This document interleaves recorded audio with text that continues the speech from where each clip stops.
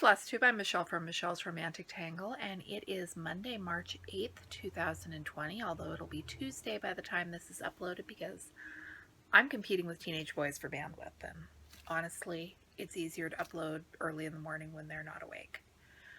I have been doing things. I've been getting things done. I think I told you I was trying to see if I could get some whips done before Mania starts, and I have been shifting projects. I have been derailed and discombobulated and distracted, and there was the refrigerator, and there was there was the big thing I can't talk about here, and there was some other stuff, and life finally settled down, and I had days I didn't have to be anywhere or scramble to get anything done. So I got things done. I finished the Emerald City Cell. I cannot even tell you how much I love this piece. I was intimidated by it. I thought that it scared me, but I wanted to do it. And then when I looked at the little individual elements, it seemed doable. I did it.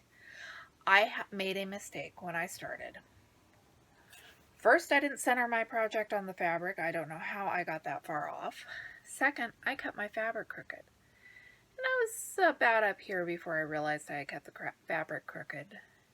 And I was kind of holding my breath, figuring I could do a seam or something. But this is okay. I can work with this. It's not like I finish FFO things anyway, but I can work with this. I am so giddy about this one. Enchanted Forest. No, not Enchanted Forest. Emerald City Cell. Emerald City Cell. Shades of Speech Therapy coming back to haunt me there. Owl Forest Embroidery. That's where the forest came from. Free download. You really should do this one if you want to do this one. I did mine on Box Store Ada with the DMC. And one thing should have said already before I folded it back up. I love that this incorporates so much from the book. There's the flying monkey's hat. There are the glasses that the wizard had everyone put on before they could enter the Emerald City. There are the silver slippers, and remember in the book they fell off as Dorothy came back over the mountains? There's a lot here that is the book and not the movie, and I love the book. When I was a little kid, I had a very early, I don't know when The Wizard of Oz came out. It was a very early 1900s hardback that had been just beat to hell before it got handed down to me, and that was my first copy of The Wizard of Oz. I'm sure I had watched the movie before I ever read the book, but that book holds a special place in my heart. And on one of our vacations, I read it out loud to the kids while we were in the car. I don't know if we didn't have as much access to books on tape or whatever back then, but it was fun. What else I finished? I finished Pyramid of Skulls. I cannot believe I finished this. It was brutal. The confetti stitching and the shading, and there were times when this was so totally not fun, and there were times when it was my absolute favorite project in the world, so it's done. I'm going to go start haunting the thrift shops to find the most over-the-top, ornate, incredible frame I could find for this thing because I love it. I would say this is going to be my favorite finish of the year, except I got Emerald City Sal over there, and I've got some other stuff I'm working on that I really like. I pulled out Dutch Still Life, and I got started on the orange, and I like this one a lot. I can't see enough of it to really truly tell you I love it as much as I love the others. I love the picture on the package. I'm having fun doing it. I'm going to keep on doing it. And that kind of is where I am right now with the stitching. My goal for myself was to finish Pile of Skulls by the 15th. I finished it on the 7th, so do I start the next thing on my whips to be finished, or do I spend a week or so just stitching on whatever I want to stitch on, or do I abandon the whole plan entirely and do something else? Doesn't matter, because these are self-imposed deadlines, and it's stash I already own and projects I'm already working on, so I can do what I want. I think last time I had already started the second Finding the Yellow Brick Road sock. These socks, my pretty green socks, they are inspired by Return to Neverland, so they tie in with my other project. And I have whined a lot about these little circular cables. Something clicked. I do not know what clicked or why it clicked or how it clicked, but it clicked in the best possible way. If you're not a knitter,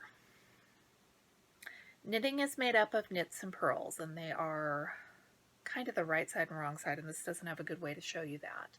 Think of the inside and outside of a sweater. To get these cables to twist and turn and do the things they do, you're usually knitting from your left needle onto your right needle. Some left-handed people, I guess, do it backwards. I'm left-handed and go from left to right. To make cables turn, you slide some of the stitches from your left needle onto a third needle, pull it either in front or behind your work, knit the next stitches off your left needle, then pull those original stitches back and knit them. So you're switching around the order of your stitches, and that's what gets things to twist. It's easy. You're following a chart, or you can follow written directions. I like the chart. So it's like cross stitch in a lot of ways. You're putting the right thing in the right place. I can do that.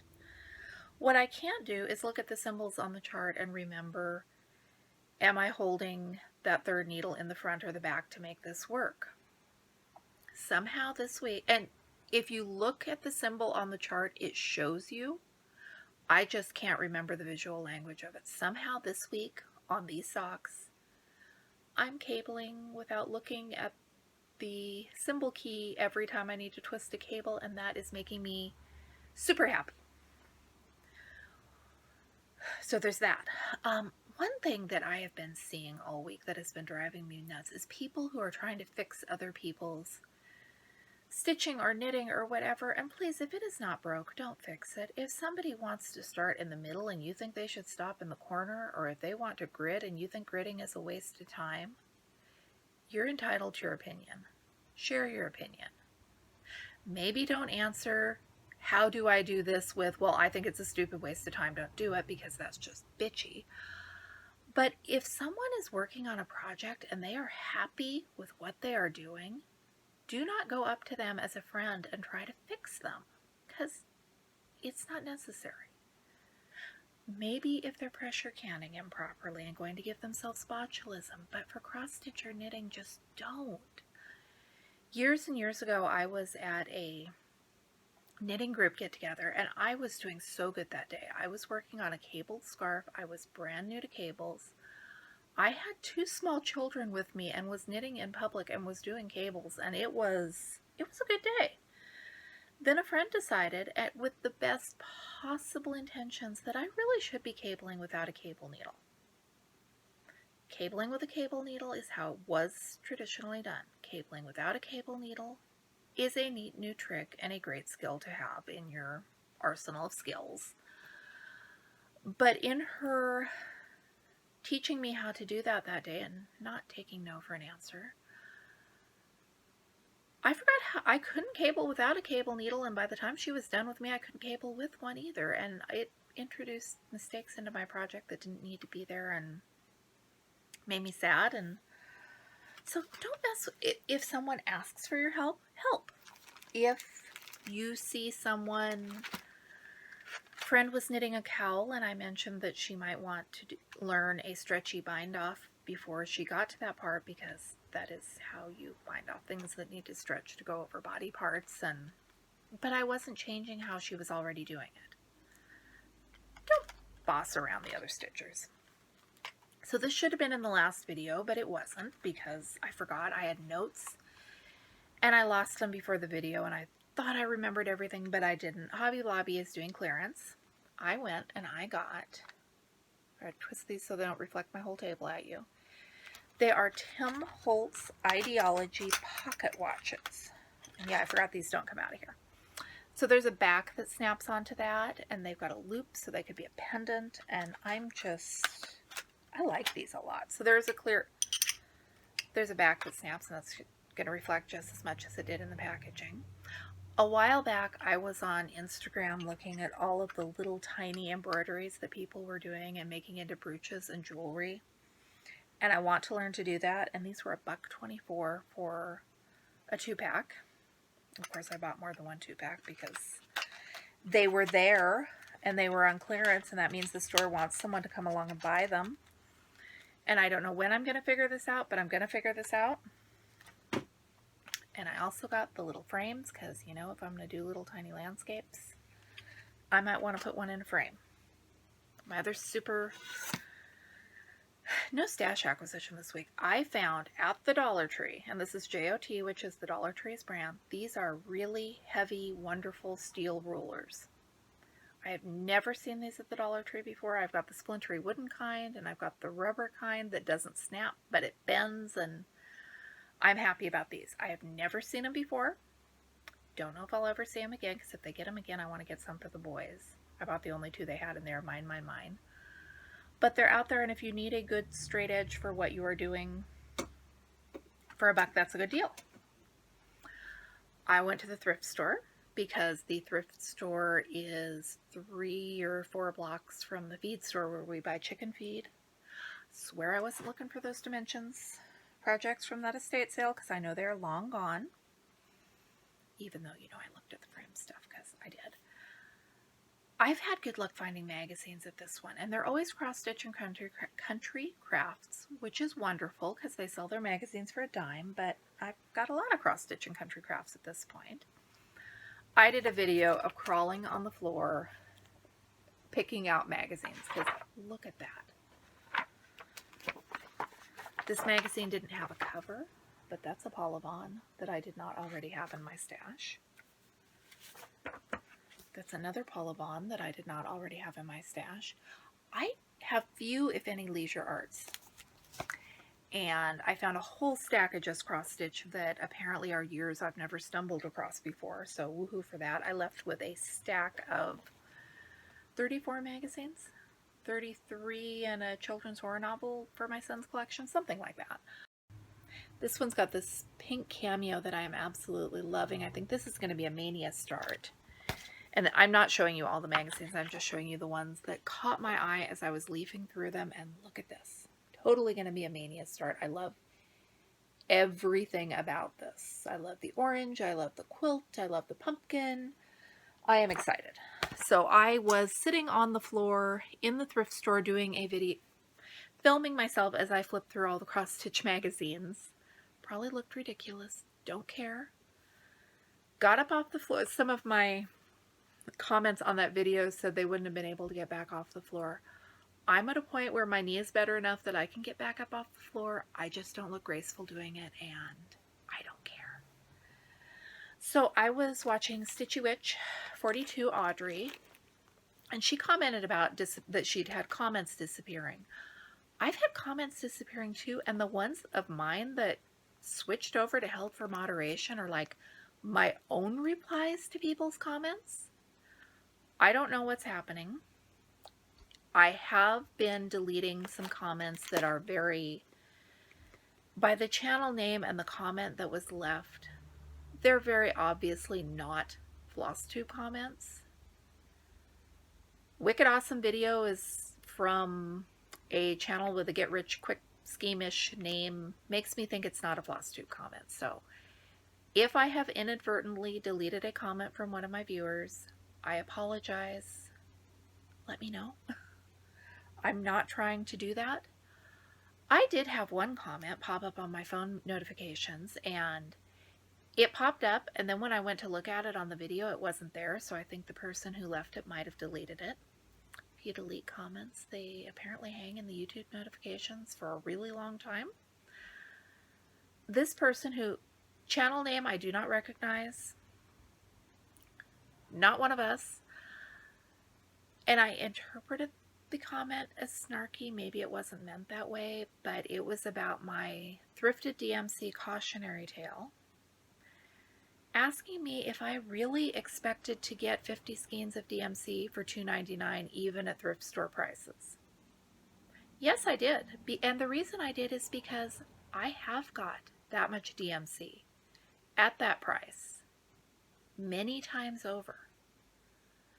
So, and I don't think that the people who are pricing the floss at the thrift store, they might know the difference between like DMC, Anchor, JP Coats, good embroidery floss, and the bags of cheap stuff from Hobby Lobby. Don't get me wrong, I've used the bags of cheap 6-strand floss for all kinds of embroidery. I have no complaints about it whatsoever, except it doesn't always come in the colors I want for what I'm doing. So yes, I did expect that to be DMC or maybe Anchor, and my expectation was because I thought the cheap Chinese floss was a new enough thing that it wouldn't be hitting the thrift stores yet, that the people who bought it and bobbinated it wanted to keep it. And if I'm buying stuff from the thrift store, I want what I think of as thrift store prices. I went to St. Vincent's. They had the Aunt Martha's hot iron transfers, $1.99.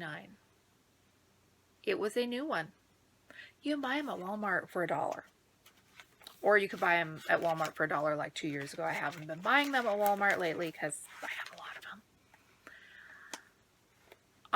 If I'm buying somebody's old something, I expect to be paying less than I could get it for new. Unless it's like old and collectible and there is a reason for that price. Same day I went to St. Vincent's down in Albany. There are, I think, 10 Aunt Martha's here that were in this package. You can tell by the red edging on some of them that some of these are old. I got 10 of them for 79 cents. That is more my speed. I don't need any more of these. I so don't need any more of these, but some of these are really super cute. And I think I might use the packet. Once they get this old, I am hesitant to trust whether they will still iron on. I copy them with my transfer pen or do something. I mean, I'll transfer them if they still transfer. I have had a couple that the sheet inside, just over time, all the ink has faded away. Having said that, I'm holding this up with the back to you. I'm sure there's still ink there. But I got thinking, these could be fun to do junk journaling or something. I don't know what. Especially the ones with the old covers. So they came home with me. There were 3 packages of them for 79 cents each. Somewhere this has an opening. So if you weren't aware of it, when it comes to buying stuff at thrift stores and estate sales, I'm kind of cheap. When it comes to supporting designers and buying new patterns from them directly, totally different matter. Although, if it's going to be a $40 pattern, it better be Halloween at Hawk Run Hollow or something I really, really want. So I've been watching Audrey Stitchy 42 and her junk journaling, and this morning I got to watching Calico's paint by number videos. I've been seeing her paint by number stuff on Instagram and really intrigued by it, so I went looking and watched the videos, and I want to try that. One of my sons got into, almost not quite into paint by numbers. He thought he wanted to, and it lasted all of like 30 seconds before he decided he'd rather just paint his own things. So I went through a closet and I found some kits that he had not yet started. Now these are kits that were chosen by my then 10-year-old son, not necessarily what I would have chosen myself. And if you store them in a closet really badly for 5 or 6 or however many years, the paint pots get knocked off. So there's only half the paint there should be, but we have acrylic paints, and I think I can find acrylic paints to match what the color should have been. Or I went and looked on Hobby Lobby's website, and they have some really inexpensive kits that are more the subject matter I would have chosen. So we'll see what I do. If I start one of the boys' kits, or if I hold off until I go to Hobby Lobby on grocery day, or maybe I'll just keep stitching on my projects and knitting on my green socks. And I've just totally... I had a phone call in the middle of this video and wound up talking on the phone for a while, and between that and the video, I think my voice has just totally left me. Thanks for watching. I'm Michelle with Michelle's Romantic Tangle, and I'll be back with you again very soon.